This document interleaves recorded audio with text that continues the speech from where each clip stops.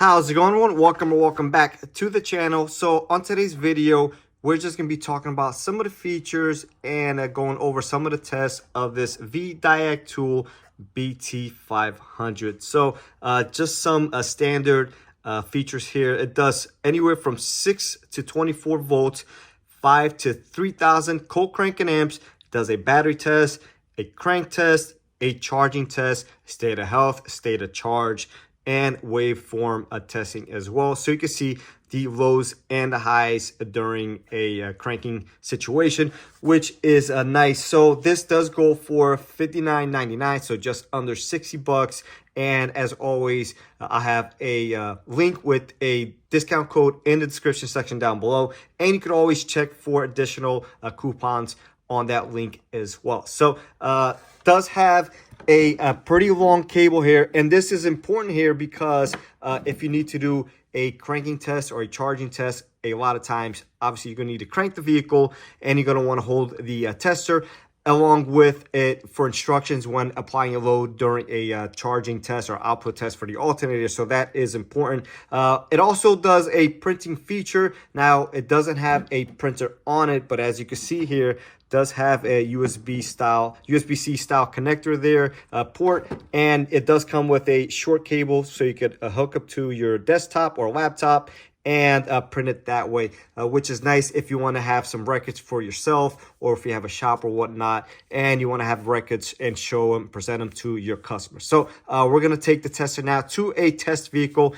and just go over some of these tests, and hopefully you enjoy the video and this could be something that works out for you. All right, so here at our test vehicle, so once you hook up your leads to the battery, automatically turns on. So we have car, motorcycle, waveform, review. So this is where we go to see your recent test, to print your recent test, and set up to change the language, you know, the buzzer, stuff like that. So it does beep. So we're just gonna do a couple tests here. So car, we have a 12-volt system. We're in the vehicle. We're gonna do a battery test first. Okay, we'll see if we did that. So we have a regular battery. You can do AGM, gel, etc. CCAs. So if you press up and down, it changes it in 50 point increments. If you go left to right, it does 5 increments. So we have a 410. So we're gonna go ahead and press OK. Testing our battery here. And we have a good battery state of health, state of charge. Everything is here. So we have 460, only needs 410. So we are good, 12.52 volts. So we're gonna back out of this here. Go back into a car, 12 volt. We're gonna go to in the vehicle. And I have this on an angle just because of the shop lights. It does a horrible job of adding a glare here. So works better like this. So we're gonna do a cranking test. Okay, engine is off. We're gonna go ahead and start the engine at this point.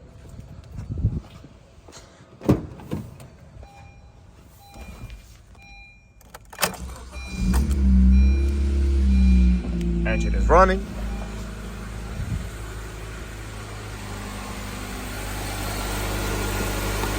And here we have the time that took to start. We have max battery voltage and minimum battery voltage testing normal. So for the next test, we do need the vehicle running. So we're gonna go back into car, 12 volts in vehicle. We're gonna do a charging test, testing the system at idle now. All right, now we're gonna have to increase the RPMs for 25 to 2500 and hold it for 10 seconds, and we'll press OK to continue there.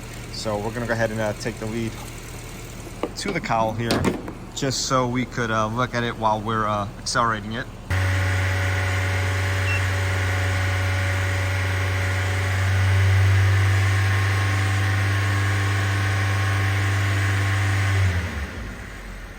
So as we can see here, this is our results with a load and without a load. So tested normal. Now my only negative I would say about this is the leads are a bit short. Another foot or two would definitely be nice so you can sit comfortably inside the vehicle when accelerating it to perform our test while holding the RPMs at 2500. But other than that, overall does the job. So very lightweight, very easy to put away and store. So great unit if you want to go ahead and pick one up. Once again, I'll have the link in the description section down below.